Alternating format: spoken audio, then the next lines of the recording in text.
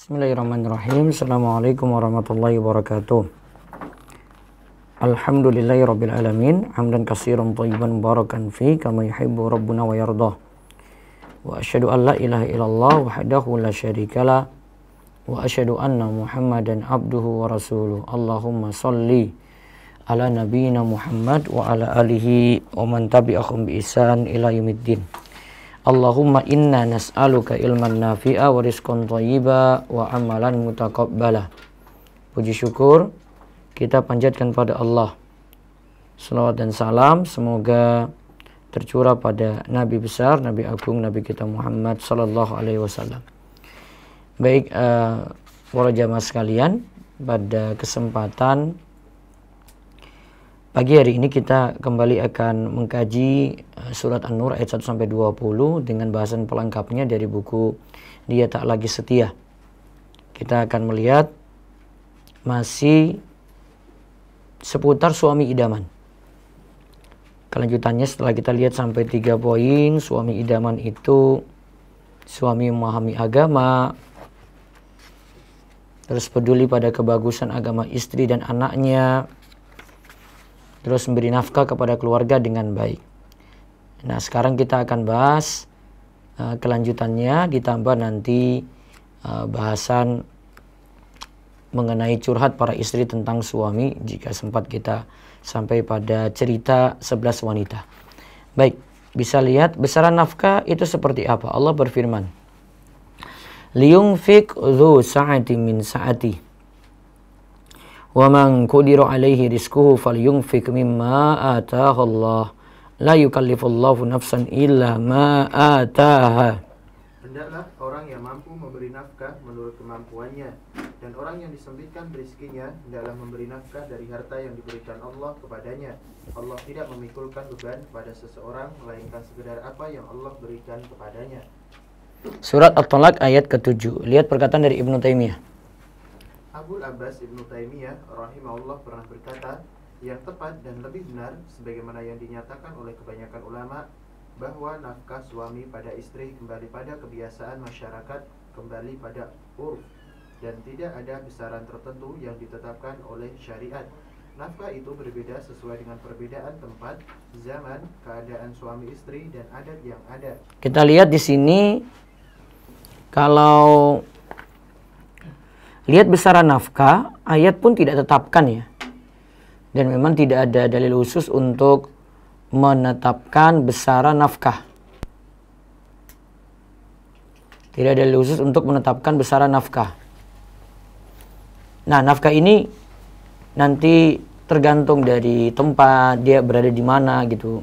Mungkin daerah mana, negara mana, tergantung pada zaman, tergantung pada ya kemampuan suami, kemampuan istri, dan juga adat yang berlaku.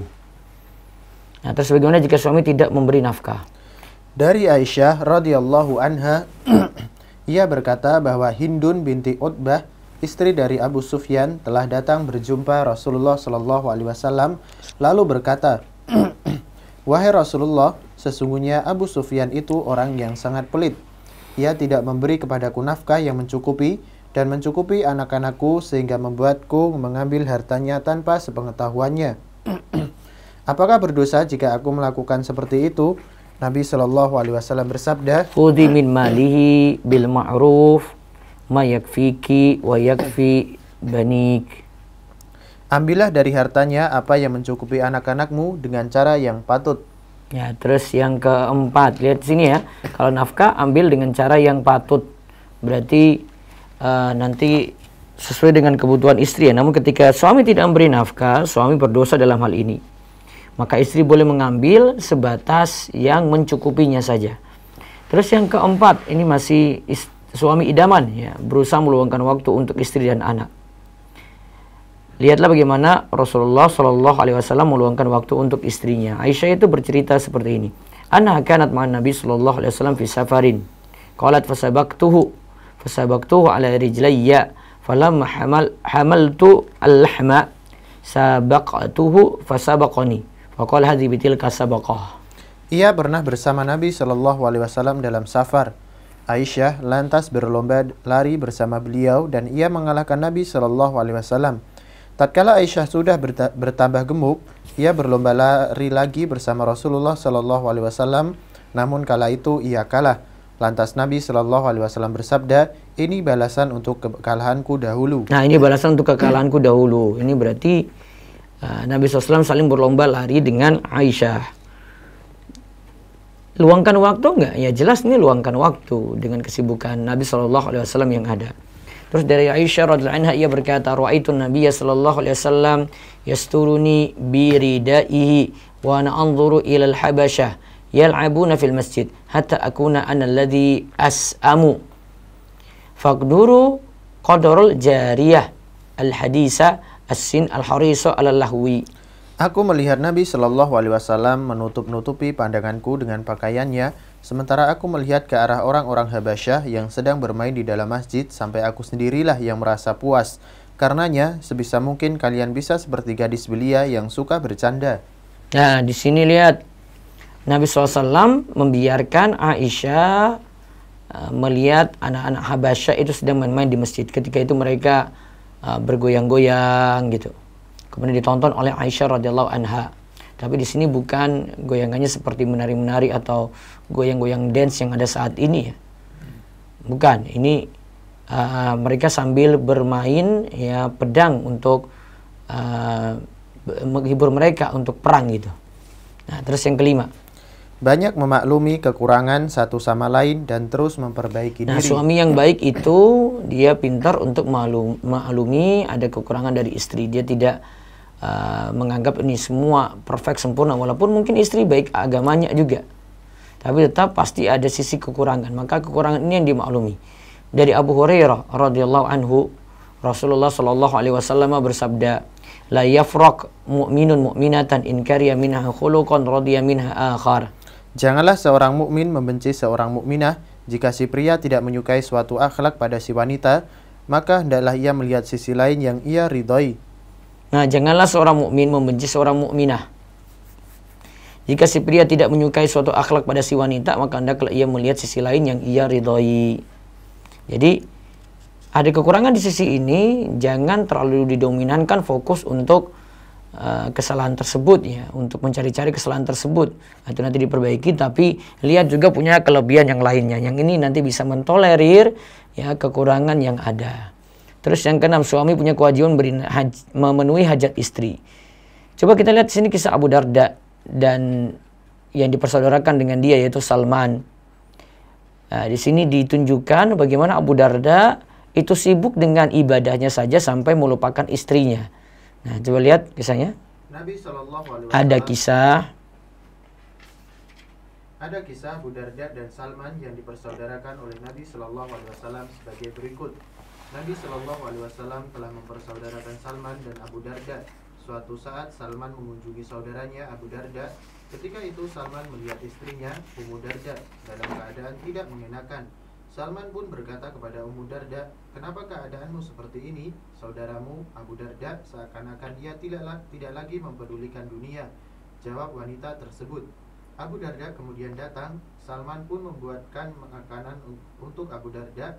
Salman berkata, "Makanlah." "Maaf, saya sedang puasa," jawab Abu Darda. Salman pun berkata, "Aku pun tidak akan makan sampai engkau makan." Lantas Abu Darda menyantap makanan tersebut. Nah, lihat ya di sini sudah tanda-tanda ini Abu Darda. Pertama, lihat dia tinggalkan istrinya sampai tidak terurus. Kemudian di sini tunjukkan juga bagaimana Abu Darda di sini rajin puasa.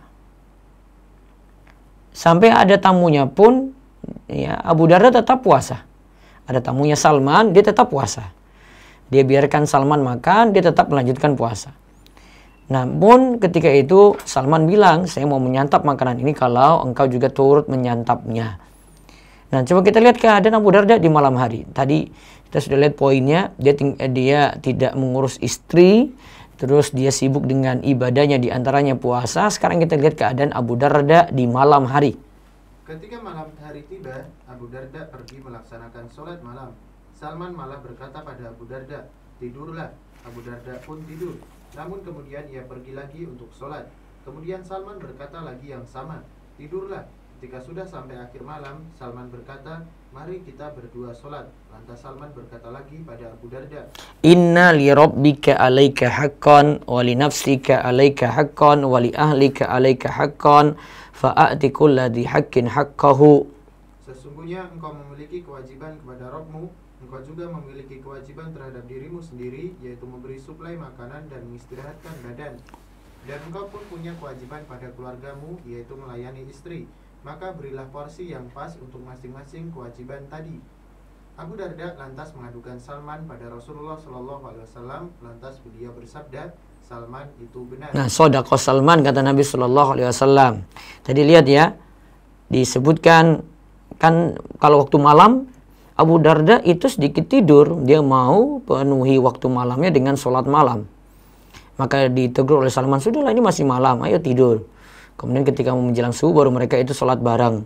Nah, lantas Salman katakan, Inna li rabbika alaika haqqan, ingat pada Rabbmu itu ada hak.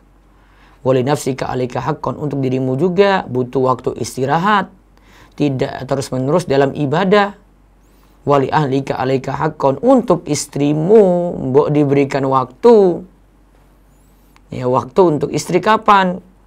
Fa'ati kulladhi haqqin haqqahu, maka setiap yang masing-masing disebut tadi diberikan waktu.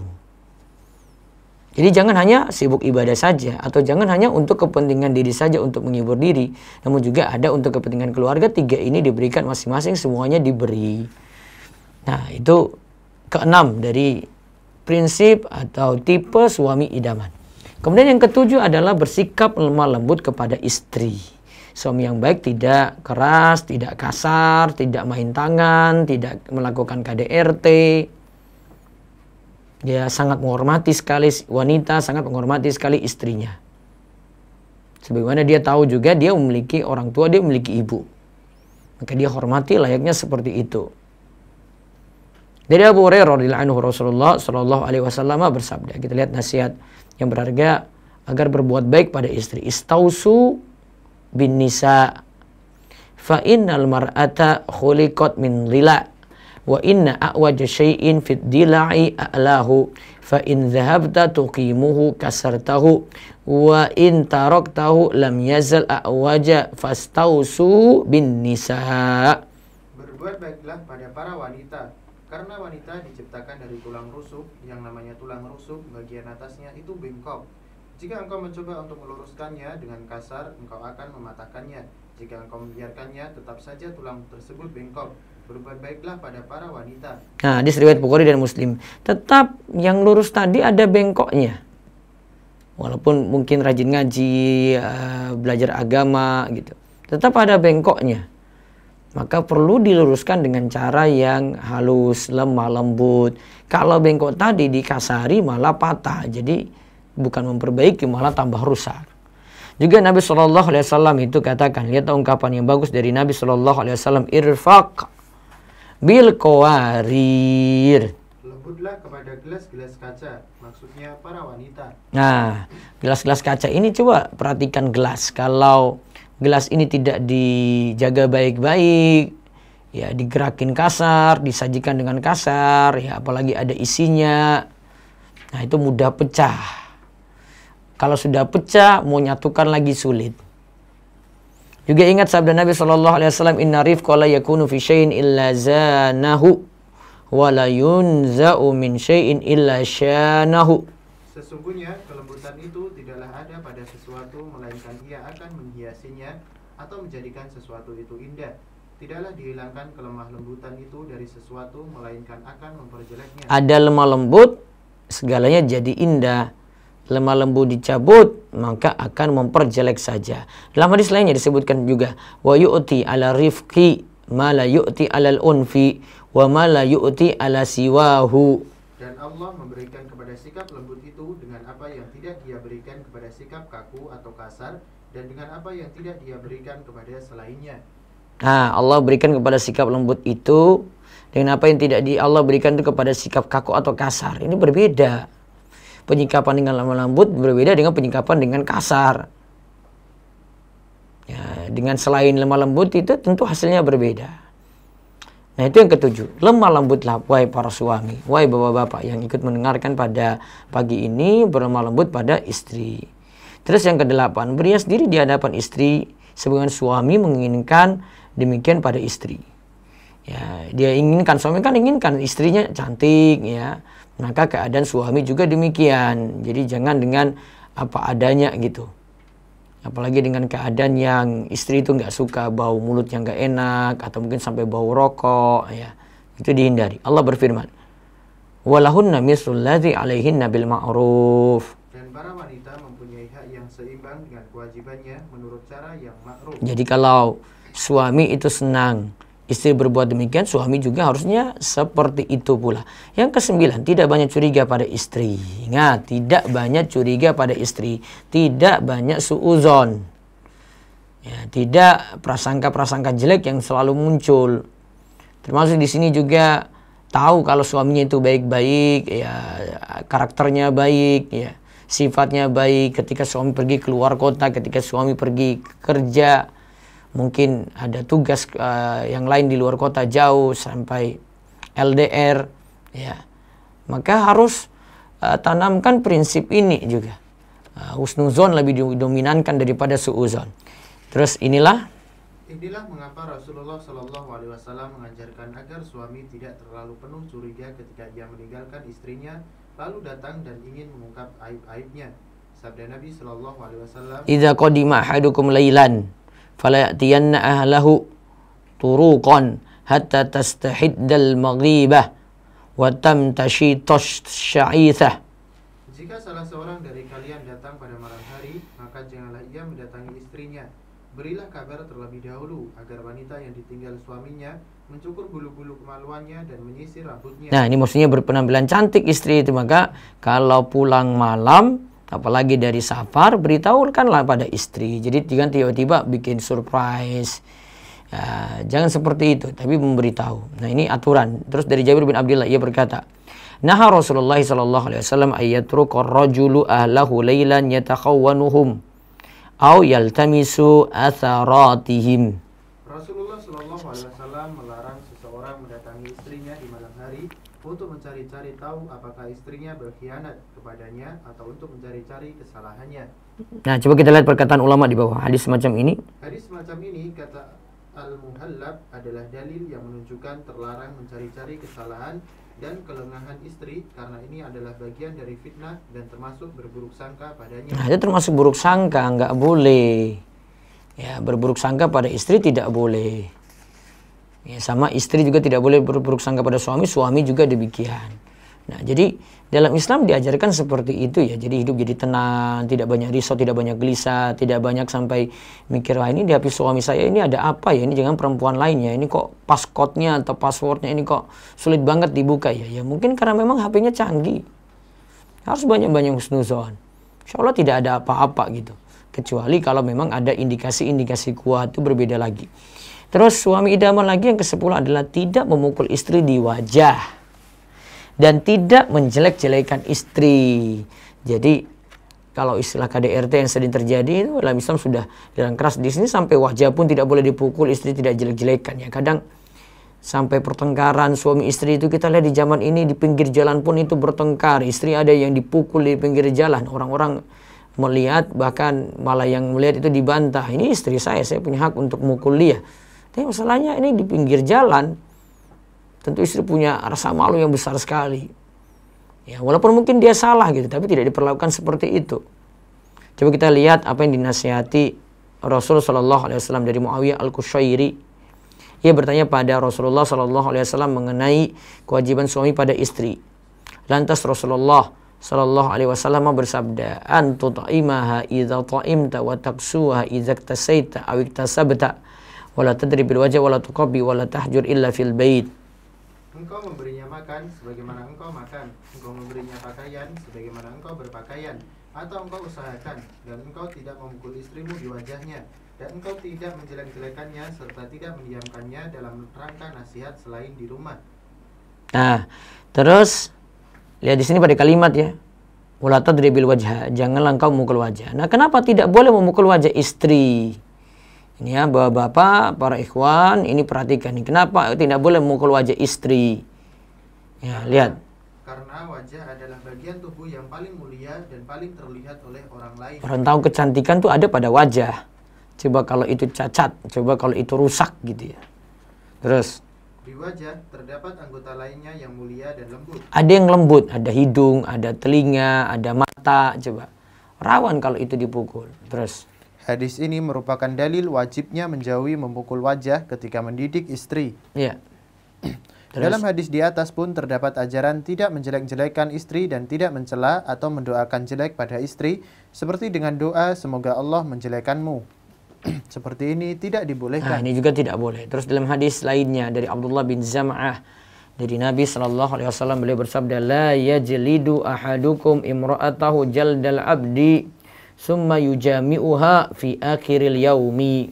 Salah seorang di antara kalian tidak boleh mencambuk istrinya seperti cambukan pada seorang budak, lalu ia menyetubui istrinya di akhir malam.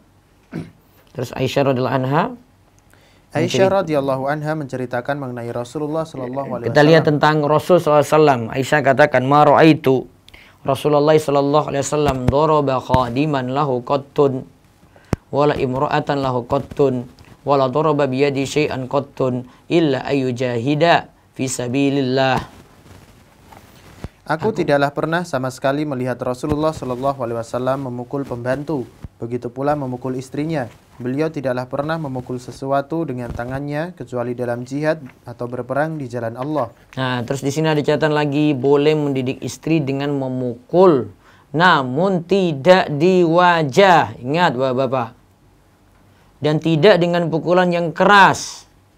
Sudah tidak di wajah, tidak boleh pukulan keras lagi. Dan tidak boleh menampakkan bekas. Coba lihat hadisnya. Sebagaimana nasihat Nabi Sallallahu Alaihi Wasallam ketika haji wada, haji terakhir beliau. Walakum alaihinna alla yuti'na furushakum ahadan takrahunahu. Fa in fa'alna dzalik fadribuhunna darban ghaira mubarrihin. Kewajiban istri bagi kalian adalah tidak boleh permadani kalian ditempati oleh seorang pun yang kalian tidak sukai.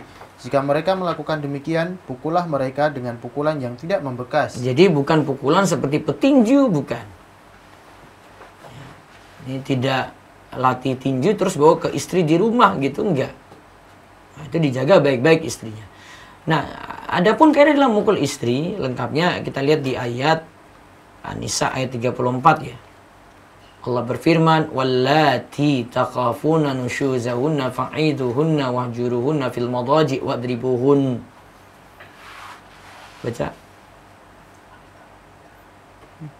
Wanita-wanita yang kamu khawatirkan nusyuznya, pembangkangannya, maka nasihatilah mereka dan pisahkanlah mereka di tempat tidur mereka dan pukullah mereka. Terus baca. Disimpulkan bahwa ada 3 kaidah ketika ingin memukul Lihat, istri. ada 3 kaidah di sini. 1. Ketika nasihat tidak lagi diperhatikan dan tidak ada manfaat setelah berpisah dengan istri dari ranjang. Nah, nasihat tidak manfaat. 2. Pukulannya dalam rangka mendidik dan tidak membekas serta tidak merusak tulang. Nah, tidak merusak tulang di sini ya. Jangan sampai buat istri tulangnya patah gitu, tangannya patah, nggak boleh. Yang 3. Tidak lagi memukul istri ketika istri sudah berubah menjadi taat dan menurut pada perintah suami. Kalau sudah taat ya nggak pukul lagi gitu. Jangan puas-puasin suami. Saya belum puas nih. Nggak boleh. Nah itu sampai ke 10. Jadi dalam hal mendidik istri tidak bisa lakukan KDRT, tidak bisa mukul wajah, tidak boleh menjelek-jelekan dengan doa jelek, nggak boleh. Nah ini diperhatikan oleh para suami dan bapak. Mudah-mudahan Allah beri hidayah. Terus yang ke-11 sekarang, tidak menghajar atau pisah ranjang dalam rangka mendidik selain di dalam rumah. Terus hal ini sebagaimana diterangkan dalam ayat dan hadis sebelumnya di atas mengenai makna hajar diranjang pada ayat wahjuruhunna fil madaji wadribuhun. Dan hajarlah, pisahkanlah mereka di tempat tidur mereka. Syekh Abdurrahman bin Nasir As-Sa'di rahimahullah mengatakan bahwa maknanya adalah tidak satu ranjang dengannya dan tidak berhubungan intim dengan istri sampai ia sadar dari kesalahannya. Nah, ini makna hajar sebagian seperti itu ya. Terus Ibnul Jauzi menerangkan. Ibnul Jauzi menerangkan mengenai makna hajar di ranjang ada beberapa pendapat di kalangan pakar tafsir. Ada maknanya satu, tidak berhubungan intim. Yang kedua, tidak mengajak bicara, namun masih tetap berhubungan intim. Yang ketiga, mengeluarkan kata-kata yang menyakiti istri ketika diranjang. Yang keempat, bisa ranjang. Nah, ini disebut oleh Ibnul Jauzi dalam Zadul Masir. Terus, dan hajar boleh dilakukan di luar rumah jika ada maslahat, sebagaimana Nabi Shallallahu Alaihi Wasallam pernah menghajar istri-istrinya selama sebulan di luar rumah mereka. Nah, ini seperti yang kita bahas di awal ya, untuk penyelesaian masalah-masalah suami istri di awal sudah kita dahului ya. Terus terus yang ke-12 sekarang menjadi suami idaman lagi. Yang ke-12, memberikan istri kesempatan untuk menghadiri sholat berjamaah selama keluar dengan hijab yang sempurna dan juga memberi izin bagi istri untuk mengunjungi kerabatnya. Sebagaimana hal ini diterangkan dalam kisah Ummu Zar dan Abu Zar. Dalam hadis yang panjang diterangkan mengenai bolehnya mengunjungi keluarga sendiri. Nah, kadang ada sebagian suami itu yang tidak membolehkan istrinya berkunjung ke keluarganya gitu. Padahal dia kan masih punya hubungan keluarga. Nah, tidak seperti itu. Nanti kita lihat dalam curhat para istri tentang suaminya berikut ini nih, nanti setelah ini. Terus kalau suami memberikan izin juga istri sholat berjamaah di masjid silakan, tetapi dari rumah sudah memakai pakaian yang menutup aurat dengan sempurna. Terus sedangkan dibolehkan menghadiri sholat berjamaah bagi wanita disebutkan dalam hadis berikut. Nah, ini bolehnya wanita menghadiri sholat berjamaah, hadisnya ya dari Salim bin Abdullah bin Umar. Bahwasanya Abdullah bin Umar, yaitu bapaknya dari Salim ya, itu berkata, aku mendengar Rasulullah Shallallahu Alaihi Wasallam bersabda, la tamna'u nisa'akumul masajida idza sta'dzannakum ilaiha. Janganlah kalian menghalangi istri-istri kalian untuk ke masjid. Jika mereka meminta izin pada kalian, maka izinkanlah dia. Nah, izinkanlah dia. Namun ada syarat-syaratnya. Lihat syarat-syaratnya di bawah ini. Ada 3 syarat yang mesti dipenuhi ketika seorang wanita ingin sholat berjamaah di masjid. 1. Menutup aurat. Ingat ya, menutup aurat dulu. Ya, seluruh tubuh kecuali wajah, telapak tangan. Kedua, tidak memakai minyak wangi. Tidak memakai minyak wangi. Ya, tidak memakai minyak wangi ketika keluar rumah. Ya, terus yang ketiga, harus mendapatkan izin suami. Harus dapat izin suami. Dari Abu Musa al-Asy'ari bahwasanya ia berkata, Rasulullah sallallahu alaihi wasallam bersabda, ayyuma imra'atin ista'tarat famarut ala qaumin liyajidu min rihiha fayazaniyatun. Seorang perempuan yang mengenakan wewangian lalu melalui sekumpulan laki-laki agar mereka mencium bau harum yang dia pakai, maka perempuan tersebut adalah seorang pelacur. Nah, di sini maksudnya wanita semacam itu akan membangkitkan syahwat pria yang mencium bau wanginya. Nah, sekarang kita lihat curhat para istri tentang suaminya karena nyambung dengan suami idaman tadi. Nah, ada di sini tipe yang baik yang diceritakan oleh para istri, ada tipe yang buruk yang diceritakan oleh para istri. Totalnya ada 11. Nabi SAW biasa duduk dan menyimak curhatan dan cerita Aisyah sampai pun kisah itu panjang. Kisah panjang nih. Di antara cerita Aisyah pada Nabi SAW dikisahkan dalam hadis yang lumayan panjang berikut ini. An Aisyah taqalat jalasa ihda asyarata imra'atan fata'ahadna wa ta'aqadna alla yaktumna min akhbari aswajihinna syai'a. 11 orang wanita berkumpul lalu mereka berjanji dan bersepakat untuk tidak menyembunyikan sedikit pun cerita tentang suami mereka. Nah, jadi mereka ceritakan suami masing-masing. Ya, ceritakan suami masing-masing. Tapi 10 ini tidak disebutkan nama suaminya, jadi tidak diketahui suaminya itu siapa. Tapi ada satu nanti yang di kisah terakhir, Abu Zar dan Ummu Zar saja ya, baru disebutkan nama. Terus qalatil ula zauji lahmu jamalin ghasid ala ra'si jabalin la sahla fayurtaqa wa la samina fayuntaqal. Wanita pertama berkisah, sesungguhnya suamiku adalah daging unta yang kurus, yang berada di atas puncak gunung yang tanahnya berlumpur, yang tidak mudah untuk didaki dan dagingnya juga tidak gemuk untuk diambil. Nah, terus maksud perkataan itu. Jadi ada tipe suaminya, terus ada keterangan kita cantumkan di sini supaya membantu pembaca memahami ini istilahnya ini maksudnya apa nih. Coba kita lihat pengertiannya. Maksud perkataan di atas, si wanita memisalkan suaminya dengan daging yang kurus, sedikit dagingnya, lalu daging tersebut diletakkan di atas gunung yang terjal yang sulit didaki. Daging unta berbeda dengan daging domba atau kambing yang terasa lebih enak. Artinya, si istri ingin menyatakan sulitnya bergaul dengan suaminya. Ia tidak mengerti bagaimana cara yang baik untuk berbicara dengan suaminya karena suaminya buruk perangainya. Sudah dengan usaha keras, si istri ingin berhubungan baik dengan suaminya, ia tidak bisa meraih dan bersenang-senang dengannya. Jadi suaminya itu sulit diajak bergaul. Dan si istri ini tidak mengerti bagaimana cara yang baik untuk berbicara dengan suaminya. Tadi ibarat ada daging unta kurus ditaruh di puncak gunung tadi.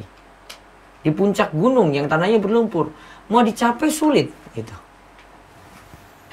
Ya, ini kita bisa beri catatan. Wanita pertama menceritakan karakter suaminya yang sulit diajak bicara.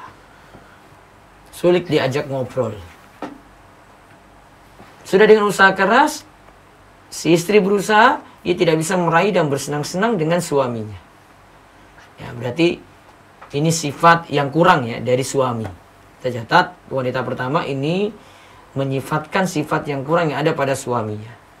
Sekarang kita lihat wanita kedua. Qalat as-saniyatu zawji la abusu khabarahu inni akhafu alla azarahu in azkuruhu azkur ujarahu wa bujarahu. Wanita kedua berkisah, mengenai suamiku aku tidak akan menceritakannya karena jika aku berkisah tentangnya aku khawatir aku tidak mampu meninggalkannya. Jika aku menyebutkan tentangnya, maka aku akan menyebutkan urat-uratnya yang muncul di tubuhnya dan juga perutnya. Nah, urat-uratnya itu sampai dia bisa ceritakan gitu. Ini uratnya kayak gini. Maksudnya ada yang aib-aibnya dia bisa ceritakan. Coba kita lihat di sini. Maksudnya perkataan di atas. Maksud perkataan di atas, ia mengisyaratkan bahwa suaminya itu penuh dengan aib. Penuh dengan aib. Kalau dia mau utarakan aib-aib aja yang keluar nanti. Terus. Jika diceritakan, ia khawatir tidak akan ada ujungnya kisah tentang suaminya karena saking banyaknya aib suaminya.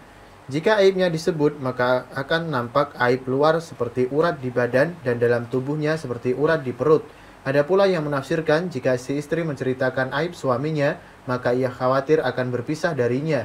Karena jika sampai ketahuan, suaminya akan menceraikannya dan ia khawatir karena masih ada anak dan hubungan dengan suaminya. Jadi dia tahu suaminya punya aib. Kalau diceritakan dia bisa diceraikan. Dan dia cuma khawatir saja dengan adanya perceraian ini nanti ada dampak jelek pada anak dan hubungan dengan suaminya. Nah, berarti kita catat juga ini sifat kurang juga dari suami. Dijelaskan oleh wanita yang kedua. Sekarang wanita yang ketiga. Qalatis salisatu zauji al-ashannaku in antik utallak wa in askut u'allak. Wanita ketiga berkisah, suamiku tinggi, jika aku berucap maka aku akan dicerai, dan jika aku diam maka aku akan tergantung. Nah, maksud perkataan di atas, ia memaksudkan suaminya adalah suami yang berperangai buruk, atau ada yang mengatakan bahwa suaminya itu egois, mementingkan diri sendiri. Ia mengetahui jika ia mengeluh kepada suaminya, maka sang suami langsung menceraikannya. Namun jika ia berdiam diri, maka ia akan tersiksa karena seperti wanita yang tidak bersuami, padahal ia bersuami. Nah, suaminya egois. Bicara sedikit kalau ia mengeluh, langsung bisa diceraikan. Jika ia diam saja, ia akan tersiksa karena seperti wanita yang ya seakan-akan tidak punya suami. Itu tipe yang ketiga, berarti sifat kurang lagi. Sudah 3 wanita ceritakan sifat kurang suaminya. Saya yakin diantara ibu-ibu yang dengar pagi ini itu ada sudah 3 sifat ini, mungkin ada yang kena pada suaminya. Tipe yang keempat lagi diceritakan oleh wanita keempat itu berkisah, qalati rabi'atu zauji kalaili tihamah la harra wala qarra wala ma khafa wala samah. Wanita keempat berkisah, suamiku seperti malam di Tihamah, tidak panas dan tidak dingin, tidak ada ketakutan dan tidak ada rasa bosan. Tempat di Tihamah itu tempat yang sejuk, dingin gitu. Dia ceritakan suaminya dengan sifat bagus berarti ya. Coba kita lihat maksud perkataan di atas. Tihamah adalah suatu daerah yang ma'ruf. Malam di sana seimbang, tidak panas dan tidak dingin. Cuacanya bagus dan bersahabat. Jadi si wanita menyifati suaminya yang pelembut dan berperangai baik. Si wanita selalu tentram, tidak penuh kekhawatiran ketika berada di sisi suaminya. Suaminya tidak ada rasa bosan dengannya. Istrinya merasakan keadaannya di sisi suaminya seperti keadaan penduduk Tihamah. Suaminya menikmati hubungan dengannya seperti kenikmatan di Tihamah yang tidak panas dan tidak dingin serta dalam cuaca yang bersahabat. Nah, berarti dia dapat suami yang bagus ini. Sudah 3, baru kita dapat suami yang bagus di sini. Suaminya itu pelembut, berperangai baik. Kalau di sisi suaminya itu tentram sekali. Tidak penuh kekhawatiran ketika berada di sisi suaminya. Tidak ada rasa bosan. Nah, ini tipe suami yang luar biasa. Bersahabat, ya gitu. Sekarang yang kelima. Qalatil khamisatu. Zawji inda khala fahida. Wa in kharaja asida. Wa la yas'alu amma ahida. Wanita kelima berkisah, suamiku jika masuk rumah seperti macan dan jika keluar maka seperti singa dan tidak bertanya apa yang telah diperbuatnya yang didapatinya. Nah, ini apa sifat jelek apa sifat baik ini ya? Kalau disebut di sini masuk rumah itu seperti macan, keluar rumah itu seperti singa, kemudian dia tidak peduli apa yang diperbuat dalam rumah. Di sini para ulama ada beda penafsiran ya, sehingga bisa ditafsirkan itu sifat jelek, bisa ditafsirkan itu sifat baik ya. Coba kita lihat pengertiannya. Cerita si wanita bisa jadi sebuah pujian, bisa jadi suatu celaan. Bisa jadi pujian untuk suaminya, bisa jadi suatu celaan. Ya. Apabila yang dimaksud adalah pujian, maka ada beberapa tafsiran. Tafsiran pertama, suaminya disifatkan seperti macan karena bisa menundukkan dan menjimak istrinya. Artinya, istrinya begitu disayangi sampai si suami tidak kuat tatkala memandangnya. Jika keluar dari rumah, ia adalah seorang yang gagah seperti singa. Jika datang, ia bisa membaca makanan, minuman, dan Ia biasa membawa makanan. Ia biasa membawa makanan, minuman, dan pakaian. Jangan ditanya di mana ia memperolehnya. Nah, kalau tafsiran yang pertama, kalau dimaksud adalah pujian, suaminya itu disifatkan seperti macan karena biasa menundukkan dan menjimak istrinya. Dia senang pada istrinya. Artinya istrinya begitu disayangi sampai si suami tidak kuat tatkala memandang istrinya. Jika keluar dari rumah, ia adalah seorang yang gagah seperti singa. Jika datang dia bawa apa-apa begitu. Nah, tafsiran kedua masih sebagai pujian juga. Ada tafsiran kedua ini. Tafsiran kedua masih sebagai pujian. Jika ia memasuki rumah seperti macan, yaitu ia tidak pernah mengomentari apa yang terjadi di rumah, adakah yang cacat dan tidak banyak komentar. Jika ia keluar dari rumah, ia begitu perkasa seperti singa. Ia tidak banyak bertanya apa yang terjadi. Maksudnya adalah si suami begitu bergaul dengan istri, meskipun ia melihat kekurangan yang nampak pada istrinya. Ya, jadi dia senang bergaul dengan istrinya. Ya, dia lihat ada kekurangannya sudah dimaklumi seperti yang kita jelaskan di pembahasan suami idaman sebelumnya. Terus adapun jika maksud perkataan si wanita adalah celaan, dapat ditafsirkan ia mensifati suaminya ketika suaminya masuk ke dalam rumah seperti macan, yaitu bersikap kasar, tidak ada muqaddimah atau ancang-ancang sebelum hubungan intim. Juga ia memaksudkan bahwa suaminya memiliki perangai buruk, sering menyiksa dan memukulnya tanpa bertanya padanya. Jika suaminya keluar dan istrinya dalam keadaan sakit, lalu ia kembali, tidak ada perhatiannya padanya dan anak-anaknya. Nah, di sini intinya kalau sifat yang ketiga ini, sifat celaan ya, suaminya itu kasar. Ya, tidak pakai muqaddimah dulu. Suaminya perangainya buruk, sering menyiksa istri. Berarti ada dua sisi ya, ada sisi pujian, ada sisi celaan. Kalau wanita kelima seperti itu. Terus yang keenam, qalatis sadisatu zauji in akala laffa wa in syariba ishtaffa wa in taja'a iltaffa wa la yulijul kaffa liya'lamal bassa. Wanita keenam berkisah, suamiku jika makan maka banyak menunya dan tidak ada sisanya. Jika minum maka tidak tersisa. Jika berbaring maka tidur sendiri sambil berselimutan dan tidak mengulurkan tangannya untuk mengetahui kondisiku yang sedih. Nah, jika makannya menunya banyak dan tidak ada sisa. Jika minum juga tidak tersisa. Jika tidur cuma selimutan sendiri dan tidak mengulurkan tangannya untuk mengetahui kondisi yang ada pada istri yang lagi sedih. Coba kita lihat maksud perkataan ini. Ia mensifati suaminya yang biasa menyantap makanan apa saja dan banyak minum. Jika ia tidur, ia sering menjauh dari istrinya dan tidur sendirian. Ia pun tidak berusaha mengetahui keadaan istrinya yang sedih. Intinya, ia menyifati suaminya dengan banyak makan dan minum, serta sedikit jima atau berhubungan intim. Ini menunjukkan celaan. Ini menunjukkan celaan. Karena ada sebagian suami itu yang tipenya workaholic, yaitu kerja terus. Pulang sudah capek, dia tidak ada perhatian sama sekali pada istrinya. Nah, ini masuk yang keenam, ini celaan. Terus kita lihat lagi wanita yang ketujuh. Qalatis sabi'atu zauji goyaya au ayaya tabaqa'u kullu da'in lahu da'un syajjaki au fallaki au jama'a kullan laki. Wanita ketujuh berkisah, suamiku bodoh yang tidak pandai berjimat. Semua penyakit atau aib dia miliki. Dia melukai kepalamu, melukai badanmu, atau mengumpulkan seluruhnya untukmu. Nah, terus maksud perkataan di atas, Ia menjelaskan bahwa suaminya tidak kuat berhubungan intim dengan istrinya. Jika ia berbicara, ia biasa menyakiti kepala. Jika ia berhubungan intim, ia biasa memukul kepala dan melukai jasad. nah ini sifat celaan juga pada suami. Yang diceritakan wanita ketujuh. Sekarang kita lihat wanita kedelapan. Qalatis saminatu zaujil masu arnab rihu zarnab. Wanita ke-8 berkisah, suamiku sentuhannya seperti sentuhan kelinci dan baunya seperti bau zarnab, tumbuhan yang baunya harum. Nah, ini sepertinya sifat pujian ya. Coba kita lihat maksudnya. Suaminya selalu bersikap lemah lembut dan bersikap baik pada istrinya. Nah, bersikap lemah lembut. Nah, ini tipe suami yang baik. Terus qalatis tasiyatu, sekarang wanita ke-9. Zauji rafi'ul imad, tawilun nijad, azimur ramad, qaribul baiti binan nad. Wanita ke-9 berkisah, suamiku tinggi tiang rumahnya, panjang sarung pedangnya, banyak abunya, dan rumahnya dekat dengan bangsal atau tempat pertemuan. Ya, maksud perkataan di atas, Suaminya itu termasuk orang terpandang. Banyak tamu yang mengunjunginya sehingga ia pun biasa menyembelih hewan untuk menyambut tamunya. Ia pun dianggap mulia oleh keluarganya. Suaminya pun bisa didatangi oleh orang-orang yang ingin curhat berbagai masalah dan persoalan mereka.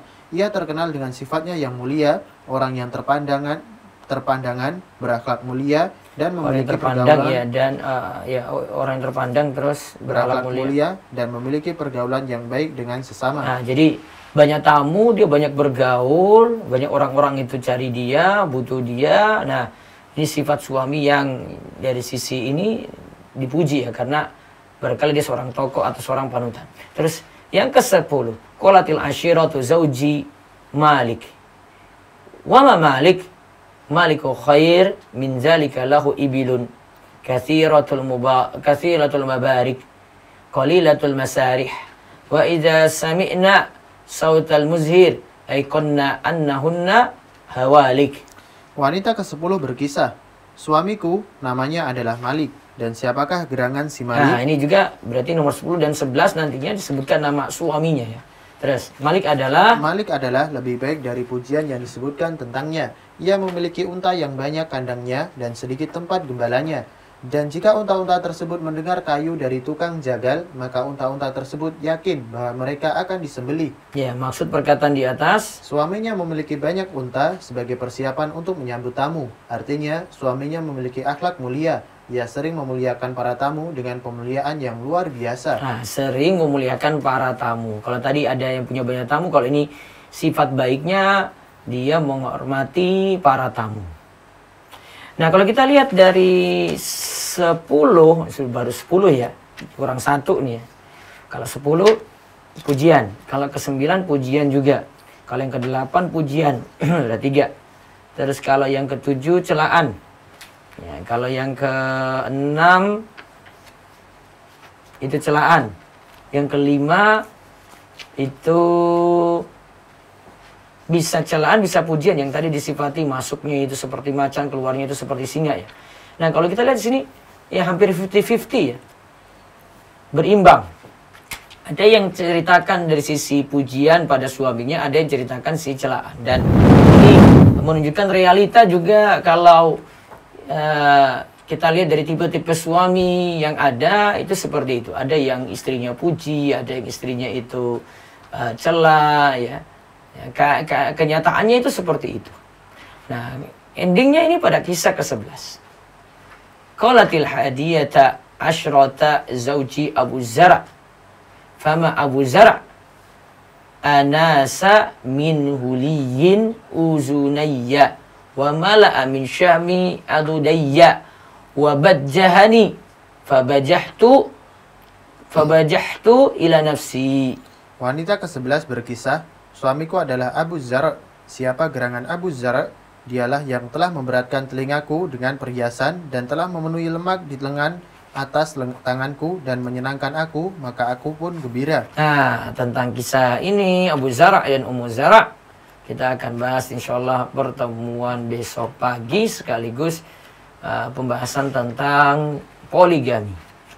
Nah, dan berakhir nanti pembahasan ini, dan mulai hari Senin kita masuk persiapan Ramadan, kita bahas buku Ramadan, yaitu Panduan Ramadan Kontemporer penerbit Rumaiso yang kami tulis. Silahkan dipesan di WP Store di WA 0852 00171222 atau bisa di DM uraifi.store ataupun Rumaiso.store, juga bisa cari di marketplace di Shopee, Bukalapak, Tokopedia, Muslim Life Shop dengan akun Rumaiso Store, atau bisa ada reseller kami, ada 27, baru 27 nanti akan diupdate lagi. Bisa ketik aja di browser uraifi.store/reseller. Nah, itu bisa lihat di kota mana Anda itu berada, nanti bisa beli langsung, lebih menghemat ongkos kirim. Nah, demikian, silakan kami buka pertanyaan lewat chat Zoom terlebih dahulu, monggo. Baik Ustadz, Ana bacakan pertanyaan lewat chat terlebih dahulu. Ustadz izin bertanya. Silakan. Bagaimana menyikapi suami yang suka main game dan masih sering nongkrong? Masalahnya teman nongkrongnya suka membicarakan orang lain ketika berkumpul dan memanggil orang dengan panggilan-panggilan yang tidak baik. Saya takut hal tersebut berpengaruh pada rumah tangga kami. Jazakallah khairan, Ustaz. Nah, coba diulang. Diulang, Bu. Nah, Ustaz. Bagaimana menyikapi suami yang suka main game dan masih sering nongkrong? Masalahnya teman nongkrongnya suka membicarakan orang lain ketika berkumpul dan memanggil orang dengan panggilan yang tidak baik. Saya takut hal tersebut berpengaruh pada rumah tangga kami. Jazakallah khairan. Ya, terus nasihati suami, ajak dia perbaiki diri. Yang jelas ini sepertinya suami masih kurang dekat dengan agama ya. Seperti saya sarankan kemarin, pokoknya istri jadi istri idaman dulu. Artinya perbaiki kualitas, perbaiki diri. Dengan baiknya istri, nah nanti kuncinya itu di situ akan membuat suami terpengaruh. Dan jangan lupakan untuk doakan pada suami yang keadaannya seperti ini. Wallahu a'lam. Ya, berikutnya lagi. Selanjutnya Ustadz, apakah istri berdosa ketika suami mengajak jima sedangkan suaminya belum sholat isya? Istri menginginkan suami sholat terlebih dahulu, tetapi suami tidak mau. Qadarullah, suami sholatnya tidak 5 waktu. Apa yang harus dilakukan istri, Ustaz? Nah, ini ada dua hal ya. Taat pada suami dalam hal hubungan ranjang. Yang kedua, suami kurang perhatikan agama.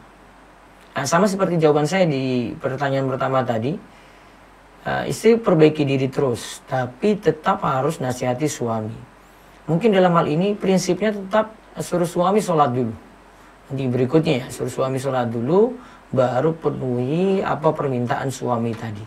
Ya, ajak aja seperti itu. Saya mau jika suami sholat dulu gitu. Mudah-mudahan itu sambil memperbaiki sholat suami. Wallahu a'lam. Berikutnya lagi.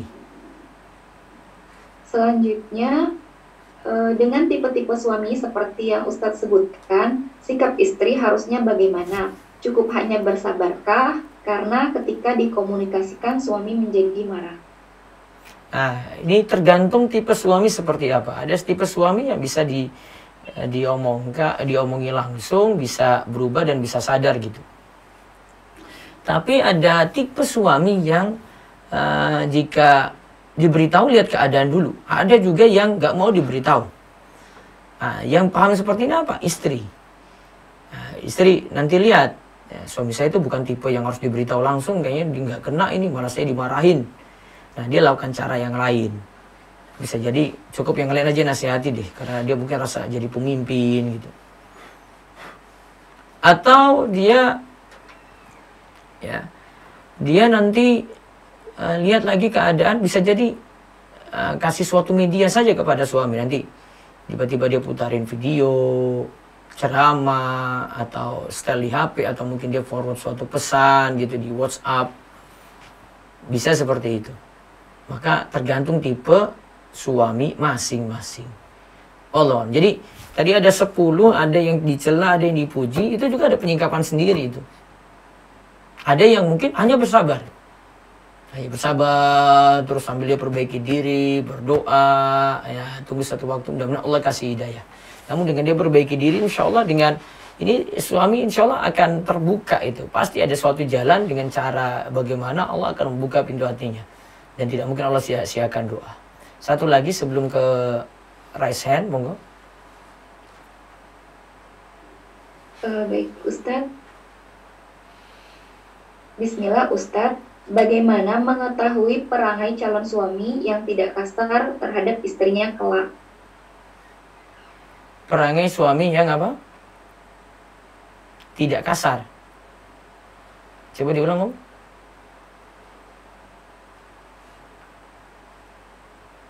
Bisa diulang?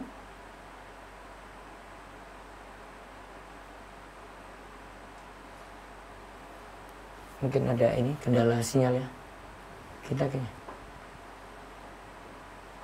Maaf, suara saya terdengar. Kita mungkin ya.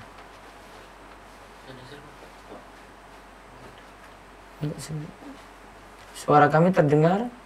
Yes. Terdengar ya, mungkin adminnya. Sebentar lagi diganti.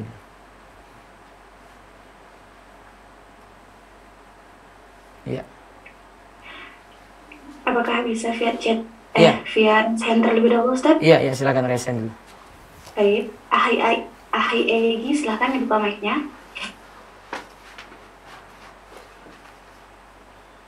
Assalamualaikum Ustaz, Afwan izin bertanya. Waalaikumsalam warahmatullahi wabarakatuh. Silakan Pak Egi. Iya, tadi ada yang mengenai seorang suami yang mengizinkan istrinya untuk bertemu dengan keluarganya. Sedangkan bagaimana jika keluarga istri tersebut bukan orang tua kandungnya? Lalu, apakah saya termasuk suami dayus jika mengizinkan istri saya berkumpul dengan keluarganya yang tidak sekandung seperti safar jauh? Lalu yang kedua... Sebentar, yang pertama dulu Pak, pertama dulu. Iya. Bukan satu-satu. Kenapa tidak dibolehkan untuk kunjungi keluarganya? Mungkin karena banyak yang bukan mahram di situ, Ustaz. Iya, kan memang keluarga itu ada yang bukan mahram, ada yang mahram gitu. Bukan karena dia itu bukan mahram jadi tidak boleh dikunjungi. Ya, karena itu istri saya itu bukan anak kandung dari keluarga tersebut, Ustaz. Tetap kan masih bisa ketemu, tetapi cara bergaulnya berbeda. Misalnya tidak salaman, tidak ini, tidak itu. Tapi kan tidak langsung diputus. Oh iya, betul. Itu untuk tidak salaman atau itu sudah saya coba nasihati ke istri saya.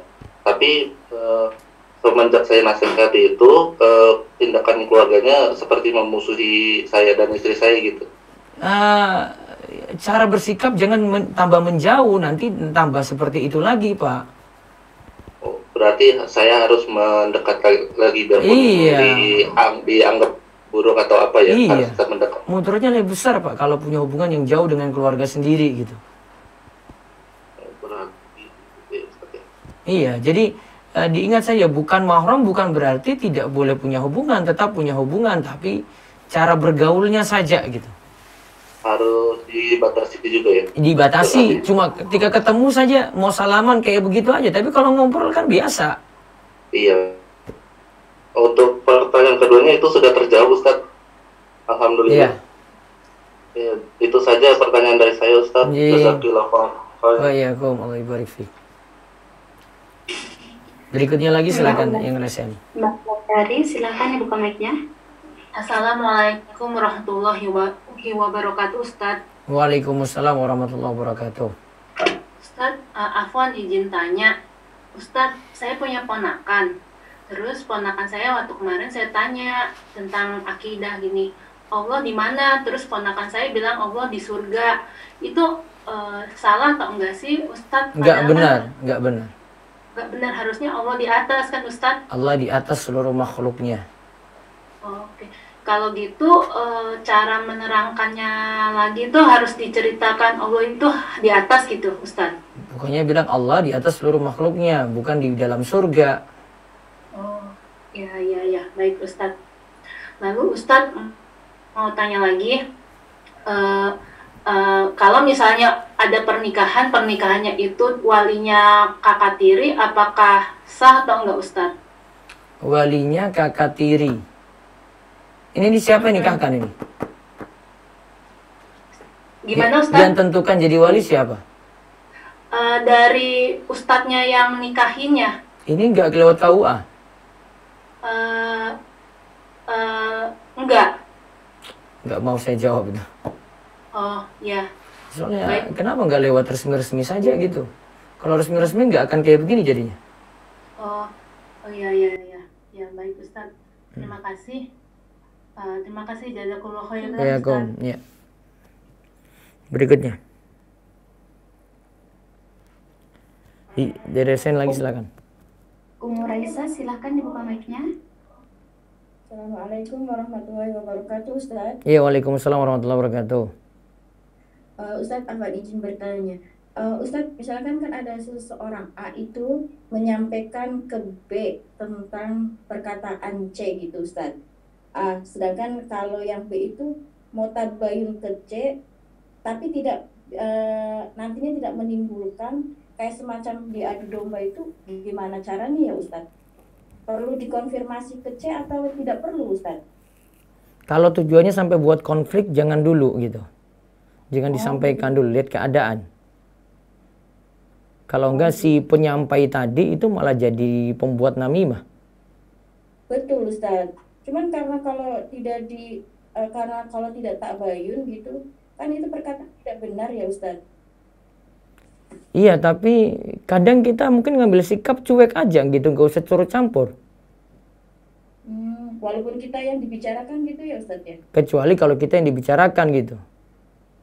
Kita yang dibicarakan, Ustaz, maksudnya gitu. Nah, bisa ambil keterangan, bisa. Kalau Bisa sekadar ya? tabayun Tapi bisa. Kalau misalkan jadinya Jangan konflik sebut gitu, nama orang yang nyampaikan, jangan sebut nama orang yang nyampaikan. tapi terkadang memaksa, itu dari siapa gitu, Ustaz. Ya kalau lihat keadaan juga, Nah, Ustaz. Iya. Oh, baik, Ustaz. Iya. Jazakallahu khairan, Ustaz. Iya, Kom. Assalamualaikum. Waalaikumsalam warahmatullahi wabarakatuh. Berikutnya lagi silakan. Ibu Herdianti, silakan dibuka mic-nya. Assalamualaikum, Ustaz. Waalaikumsalam warahmatullahi wabarakatuh. Silakan. Afwan Pak Ustaz, izin bertanya. Iya, Ini di luar tema boleh Pak Ustaz? silakan. Mengenai apa batasan suami tidak memberi nafkah pada saat suami menceraikan istrinya. Ketika sudah cerai kan sudah selesai, Bu. Nafkah tadi. Apabila masih proses perceraian di pengadilan agama, apakah suami sudah Kalau masih jadi istri, berarti masih ada nafkah. itu dalam proses perceraian itu masih Belum jatuh kata talak kan? Belum kata talak, belum masa iddah kan? Berarti masih istri. masih proses Pak Ustaz? Masih proses, ya berarti masih istri, masih dapat nafkah. Iya, kalau misalkan si suami tidak memberi nafkah, bagaimana ya? Dosa berarti. Dosa berarti, Bu. Apa Ustaz? Iya. Ini adalah satu lagi Pak Ustaz, boleh? Iya. Sesuai tema nih Pak Ustaz. Ini ada Hmm. teman anak yang suaminya pernah memaki atau mempermalukan istrinya di depan umum dengan mengatakan dia bukan istri yang soleha. Itu Terus? bagaimana Pak Ustaz hukumnya? Itu sama tadi, dia jelek-jelekan istri, nggak boleh. Dosa itu. Gitu ya? Afan Pak Ustaz. Iya. Istri pikiran. Waalaikumsalam. Ya, berikutnya lagi. Umula Diva, silahkan dibuka mic-nya. Ya, Assalamualaikum Ustaz. Waalaikumsalam warahmatullahi wabarakatuh. Ada pertanyaan dari teman karena dia malu nanyain langsung gitu Ustaz. Iya. Jadi begini, dia dulu menikah kan Ustaz. Dan dia tahu keluarga si laki-laki ini orang-orang baik gitu kan. Mertuanya pun baik. Namun seiring berjalannya waktu, si mertua semakin lama berubah Ustaz. Makin sering salah paham gitu Ustaz. Dan akhirnya sering timbul konflik dari masalah-masalah yang kecil gitu. Nah, namun si istri bilang kalau bukan karena suami mungkin dia udah minta pisah gitu karena nggak kuat. Karena kan suaminya ini masih sering diberi kayak apa ya, kayak orang tuanya masih sering kasih rumah gitu. Masih ada banyak jasa gitu Ustaz sama suaminya. Jadi merasa ada power lah untuk mengatur rumah tangga mereka. Iya. Namun suami hanya bilang ke istrinya harus bersabar gitu aja. Iya. Dan si istri udah sampai nangis, teriak-teriak gitu Ustaz. Itu gimana ya Ustaz, sikap suami dan istri ini seharusnya gitu? Jazakallah khair Ustaz. Kalau mau bertahan ya sabar tadi Bu. Bertahan dulu, tidak langsung meminta pisah gitu. Sabar-sabar dulu dalam menyikapi ini. Dan yang kedua, dia cari cara gimana supaya tetap baik dengan keluarga suami gitu. Dia cari cara. Dan ini diselesaikan, jangan ujuk-ujuk langsung mau pisah gitu, enggak. Dipikirkan matang-matang dulu. Iya Ustaz, karena mungkin si orang tua merasa masih banyak jasa gitu sama anak. Iya, biasanya ada tipe orang tua kayak gitu. Bahkan pokoknya ini anak gua, kamu cuma istri saja gitu. Jadi tetap dianggap anak dan hak mutlak gitu. Pokoknya apa-apa semua dia gitu. Kan nggak seperti itu juga. Ada hak istri juga di situ. Istri tetap dikasih nafkah. Walaupun itu orang tuanya gitu ya. Menyikapi orang tua nanti ada sendiri, ada menyikapi istri sendiri lagi gitu. Kuncinya di sini sebenarnya pada suami. Suami sikapnya bagaimana gitu. Suami yang harus bisa menyelesaikan konflik yang ada dari ibu kandungnya dengan istrinya sendiri gitu. Dia yang harus pikirkan itu. Kalau dia bisa selesaikan, dia sudah lolos ujian tuh. Tapi kalau dia malah memikirkan salah satu, wah itu biang celaka itu nantinya. Iya baik Ustaz. Ya, jazakallahu khairan. Iya kok. Berikutnya lagi silakan. Risa Rahma, silakan dibuka mic-nya. Assalamualaikum warahmatullahi wabarakatuh. Ya, waalaikumsalam warahmatullahi wabarakatuh. Izin bertanya di luar tema. Karena dari haid saya tidak teratur, jadi saya menggunakan metode tamyiz, tapi saya tidak bisa bedakan dengan darah haid saya yang biasanya, karena darah haid saya yang biasanya itu nggak kehitaman pekat, tapi lebih sering berwarna kemerahan. Lalu bagaimana cara saya menyikapinya, Ustaz? Karena bulan kemarin juga saya sempat haid sekitar 1 bulan penuh, tapi tidak langsung 1 bulan, melainkan kadang kering 1 atau 2 harian, Ustaz.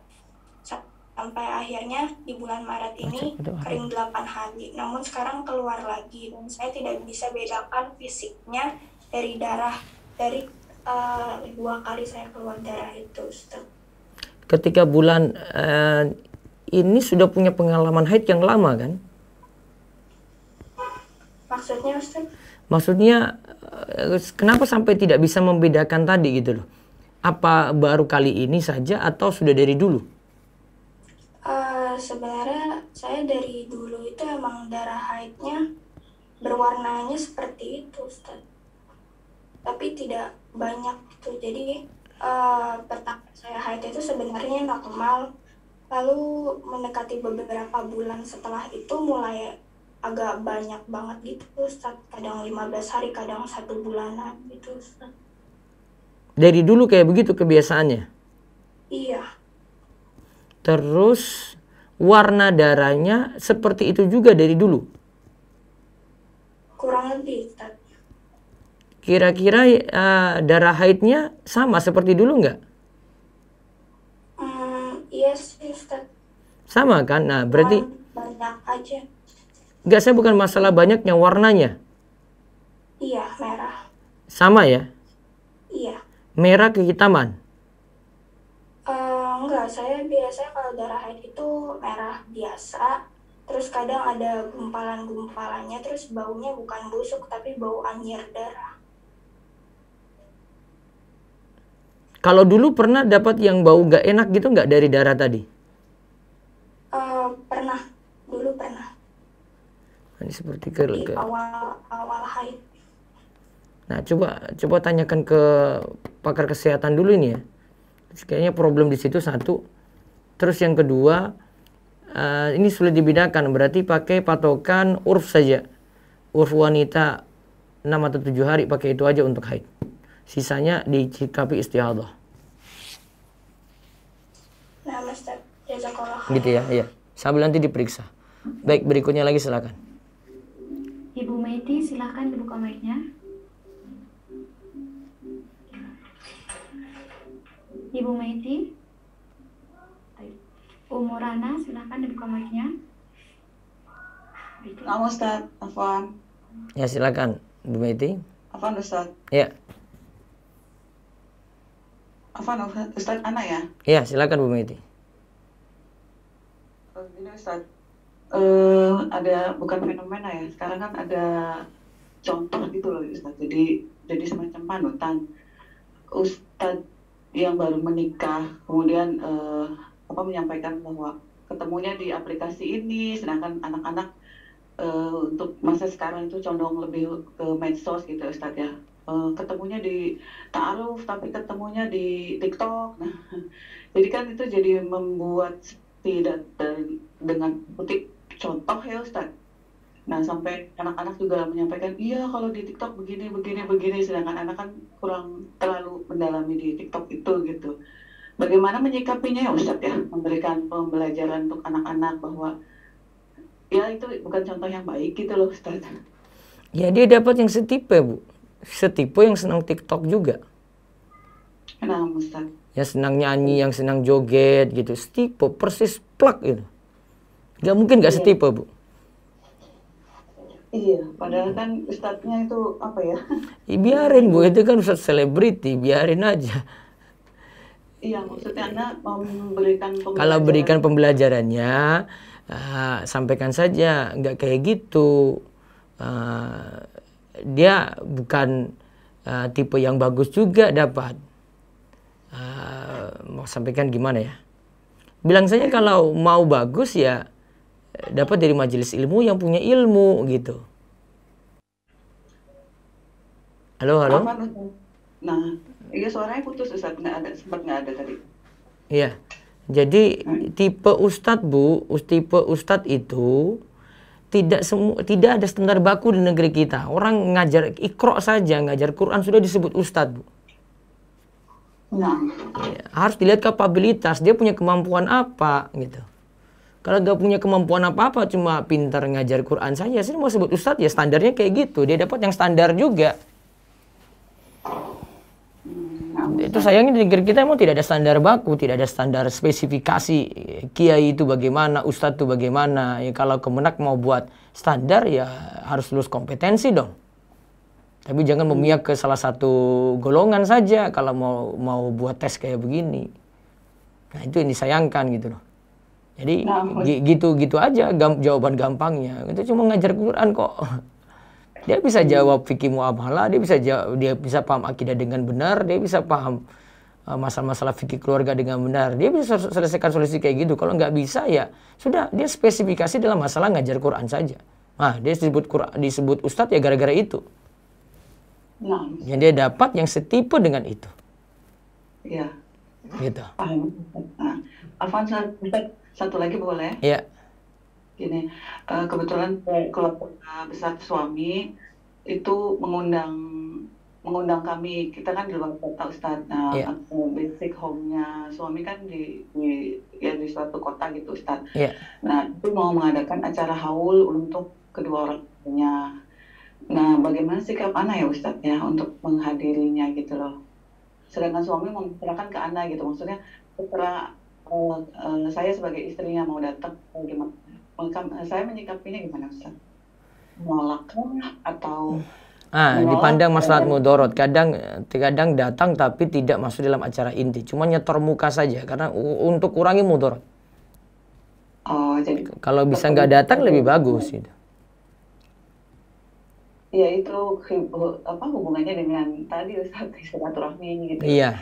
Kan menyangkut orang tuanya juga. Jadi Ana menyikapinya lihat maslahat mudorot gitu.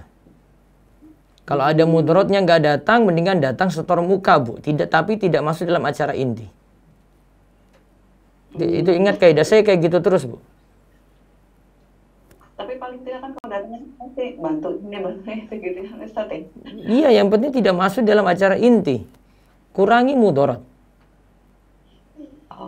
Tetap kita juga harus mengedepankan silaturahmi dengan pihak. Masalahnya kalau Ibu Meti nggak datang, mudorotnya lebih besar, Bu. Nah, kasus ke belakangnya itu loh. Jangan mikir saat ini saja. Gitu ya. Sedangkan misalkan gitu, terserah datang atau enggak. Jadi keputusan itu ada di Ana gitu. Nah itu yang agak-agak. Ya nanti ditimbang-timbang. Semua pokoknya pakai pertimbangan yang matang. Nah, Ustaz. Apa Ustaz? Ustaz, jazakallah khair. Satu lagi silakan. Umurana silahkan dibuka mic-nya. Assalamualaikum. Waalaikumsalam warahmatullahi wabarakatuh. Afwan, ini di luar topik. Saya cuma tanya, kan saya udah anak saya yang besar ini perempuan sudah berumur 7 tahun. Ya. Kira-kira kalau udah 7 tahun itu bagaimana batasan dia, ibu bapaknya dan adiknya? Adiknya sama-sama perempuan juga sih. Batasan-batasan aurat dan pergaulan dengan. Kalau di rumah ya biasa pakai pakaian seperti biasa, tapi lebih suruh jaga nutup aurat terutama kalau lagi mandi gitu ya. Itu saja sih, nggak terlalu ini. Beda kalau di luar rumah dia sudah mulai belajar pakai jilbab gitu. Ya, kalau di luar insya Allah sudah belajar menutup aurat. Terus kalau misalnya kan belajar mulai belajar ini sholat wajib ya, Ustaz. Kalau misalnya berjamaah dengan saya meniatkan sebagai imamnya atau biasa aja, maksudnya udah bisa dihitung sebagai makmum? Bisa. Gitu. Jadi saya niatnya sebagai imam. Iya. Oh, baik. Nah, Ustaz, jazakallah. Ya, baik. Mohon maaf saya nggak bisa lanjut. Ini sudah hampir jam 7. Insya Allah yang belum saya jawab, insya Allah di pertemuan besok pagi yang bisa dimanfaatin, kami cukupkan dulu. Mudah-mudahan Allah memberikan kita kemudahan untuk terus nambah ilmu dan amal, dan kita senantiasa diberikan istiqomah. Kita tutup dengan doa kafaratul majelis. Subhanakallahumma bihamdika, asyhadu alla ilaha illa anta, astaghfiruka wa atubu ilaik. Assalamualaikum warahmatullahi wabarakatuh.